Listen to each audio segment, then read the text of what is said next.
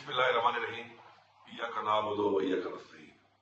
मैं इस वक्त पाकिस्तान में रहने वाले तमाम पाकिस्तानियों से और पूरी दुनिया में जितने भी वसीफ पाकिस्तानी हैं उनसे मुखातिब हूँ। इमरान खान जो जंग लड़ रहा है वो जंग इमरान खान की नहीं बल्कि पाकिस्तान की जंग है, हमारी नस्लों की जंग है। हम सब पर यह फर्ज है कि इस वक्त इमरान खान को जो बेगुनाह कैद किया गया है और हमारी पार्टी के साथ जो जुल्म और फसाइयत जारी है उसके लिए हम सब ने निकलना है। हम सब इंशाअल्लाह 24 नवंबर को डी चौक पर इमरान खान साहब ने हमें मुतालबात पूरे होने तक का जो धरने का ऐलान किया है, हम सब ने वहां पहुंचना है और उस वक्त तक वहां से नहीं जाना जब तक हमारे मुतालबात पूरे नहीं होते। हमारे मुतालबात सबसे पहले इमरान खान की, हमारी लीडरशिप और हमारे कारकुनान की रिहाई है।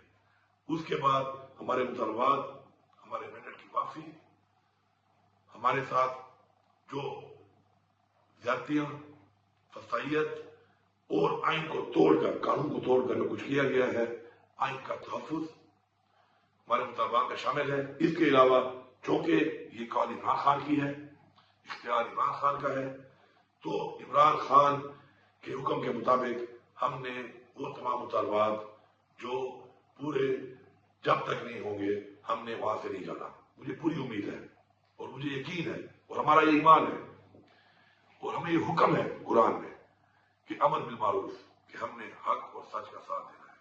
हम हक पे हैं, हम सच के साथ हैं और इंशाअल्लाह अपनी हकीकी आजादी तक, अपने मुतालबात की मंजूरी तक और अपने आने वाली नस्लों, अपने पाकिस्तान के आइन के तहफ्फुज के लिए इंशाअल्लाह हम हर हद तक जाएंगे और इंशाअल्लाह ये जंग इंशाअल्लाह हम जीतेंगे भरपूर तरीके से। आप जहां पर भी हैं ओवरसीज पाकिस्तानी, जहां जहां भी आपके प्रोटेस्ट हो रहे हैं, भरपूर तरीके से शिरकत करनी है आपने।